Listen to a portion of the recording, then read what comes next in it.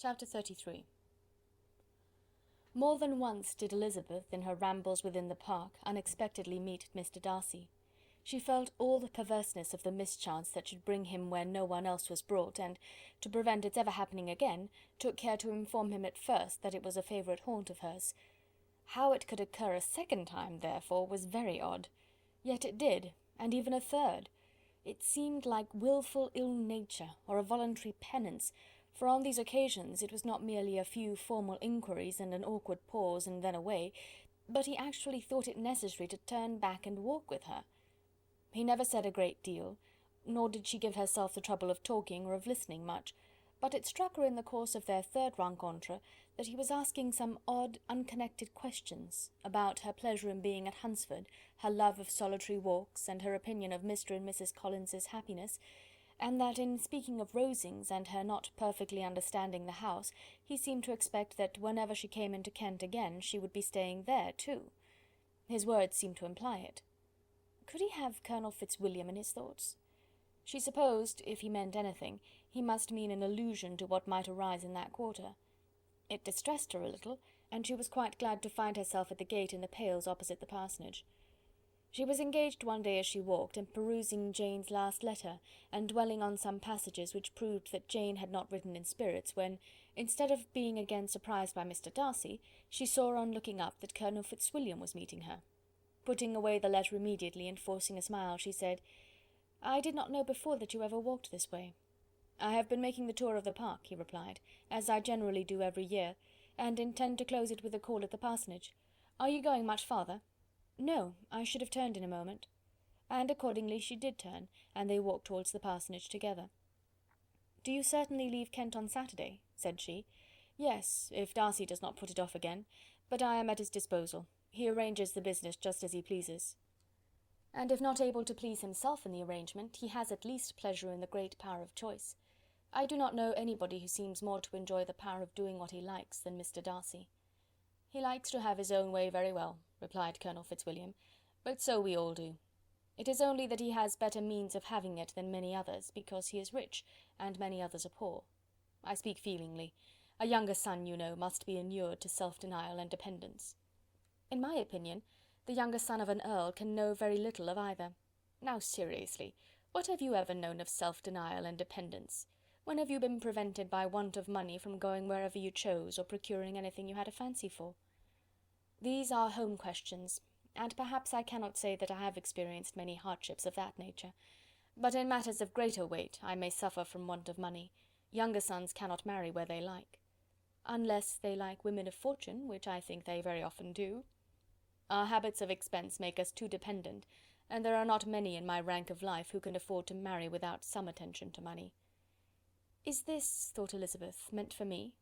And she coloured at the idea, but recovering herself, said in a lively tone, "And pray, what is the usual price of an earl's younger son?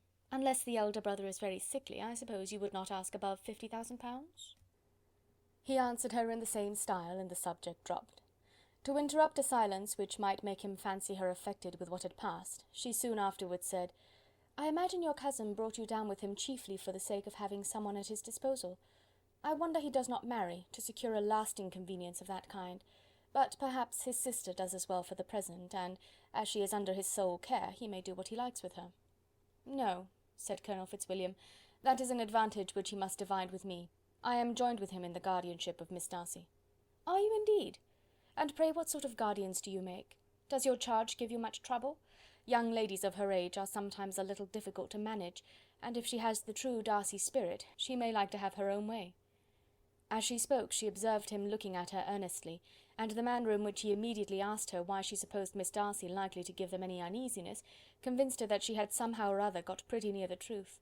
She replied directly, "You need not be frightened. I never heard any harm of her, and I dare say she is one of the most tractable creatures in the world. She is a very great favourite with some ladies of my acquaintance, Mrs. Hurst and Miss Bingley.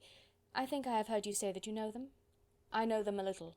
Their brother is a pleasant gentlemanlike man. He is a great friend of Darcy's." "Oh yes," said Elizabeth dryly. "Mr. Darcy is uncommonly kind to Mr. Bingley, and takes a prodigious deal of care of him." "Care of him?"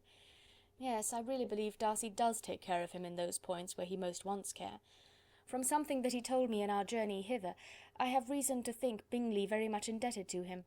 But I ought to beg his pardon, for I have no right to suppose that Bingley was the person meant. It was all conjecture."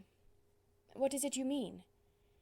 "It is a circumstance which Darcy could not wish to be generally known, because if it were to get round to the lady's family it would be an unpleasant thing. You may depend upon my not mentioning it." "And remember that I have not much reason for supposing it to be Bingley. What he told me was merely this, that he congratulated himself on having lately saved a friend from the inconveniences of a most imprudent marriage, but without mentioning names or any other particulars, and I only suspected it to be Bingley from believing him the kind of young man to get into a scrape of that sort, and from knowing them to have been together the whole of last summer." "Did Mr. Darcy give you reasons for this interference?" "I understood that there were some very strong objections against the lady." "And what arts did he use to separate them?" "He did not talk to me of his own arts," said Fitzwilliam, smiling. "He only told me what I have now told you." Elizabeth made no answer, and walked on, her heart swelling with indignation. After watching her a little, Fitzwilliam asked her why she was so thoughtful. "I am thinking of what you have been telling me," said she. "Your cousin's conduct does not suit my feelings. Why was he to be the judge?" "You are rather disposed to call his interference officious?" "I do not see what right Mr. Darcy had to decide on the propriety of his friend's inclination, or why, upon his own judgment alone, he was to determine and direct in what manner his friend was to be happy. But," she continued, recollecting herself, "as we know none of the particulars, it is not fair to condemn him. It is not to be supposed that there was much affection in the case." "That is not an unnatural surmise," said Fitzwilliam, "but it is a lessening of the honour of my cousin's triumph very sadly." This was spoken jestingly, but it appeared to her so just a picture of Mr. Darcy, that she would not trust herself with an answer, and therefore, abruptly changing the conversation, talked on indifferent matters until they reached the parsonage. There, shut into her own room, as soon as their visitor left them, she could think without interruption of all that she had heard. It was not to be supposed that any other people could be meant than those with whom she was connected. There could not exist in the world two men over whom Mr. Darcy could have such boundless influence. That he had been concerned in the measures taken to separate Bingley and Jane she had never doubted, but she had always attributed to Miss Bingley the principal design and arrangement of them. If his own vanity, however, did not mislead him, he was the cause, his pride and caprice were the cause, of all that Jane had suffered and still continued to suffer. He had ruined for a while every hope of happiness for the most affectionate, generous heart in the world, and no one could say how lasting an evil he might have inflicted. There were some very strong objections against the lady, were Colonel Fitzwilliam's words, and those strong objections probably were her having one uncle who was a country attorney, and another who was in business in London. To Jane herself, she exclaimed, there could be no possibility of objection. All loveliness and goodness as she is, her understanding excellent, her mind improved, and her manners captivating. Neither could anything be urged against my father, who, though with some peculiarities, has abilities Mr. Darcy himself need not disdain, and respectability which he will probably never reach.